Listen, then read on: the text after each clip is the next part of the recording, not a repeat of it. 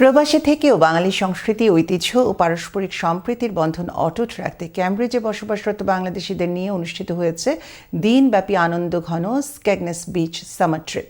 বিস্তারিত জানাচ্ছেন আমাদের ক্যামব্রিজ প্রতিনিধি মারুফ আহমেদ।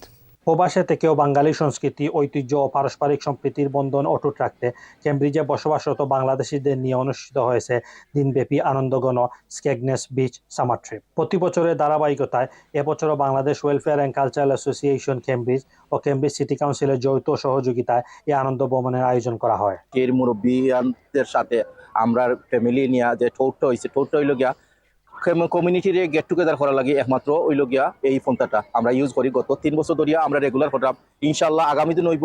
দুটি বাসে করে ক্যামব্রিজের বিপুল সংখ্যক বাংলাদেশি পরিবার পরিজন নিয়ে এই আনন্দ ভ্রমণে অংশ নেন। সফরে সার্বিক তত্ত্বাবধানে ছিলেন Bangladesh welfare and cultural association Cambridge secretary Asaduzzaman Ahmed.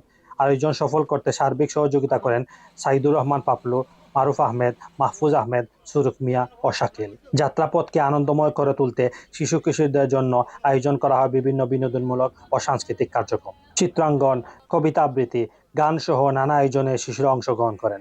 তাদের সঙ্গে অভিভাবকরাও যোগ দেন আনন্দ উল্লাসে। ওয়েলফেয়ার অ্যাসোসিয়েশন যারা স্পন্সরশিপ দিয়েছেন সকলের আমরা ধন্যবাদ জানাই। স্কেগনেস সমুদ্র সৈকতে পৌঁছে কেউ উপভোগ করেন সমুদ্র স্নান, কেউ মেতে ওঠেন ফুটবল খেলায়, আবার অনেকে পরিবার, বন্ধু ও স্বজনদের নিয়ে গল্প আড্ডায় কাটিয়ে দেন পুরো দিনটি। হাসি, আনন্দ আর মিলন মেলায় মুখর হয়ে ওঠে পুরো সমুদ্র সৈকত। I am very delighted to join with Bangladesh Welfare Association. Is a very big tour with 126 people, all the young women and elderly people.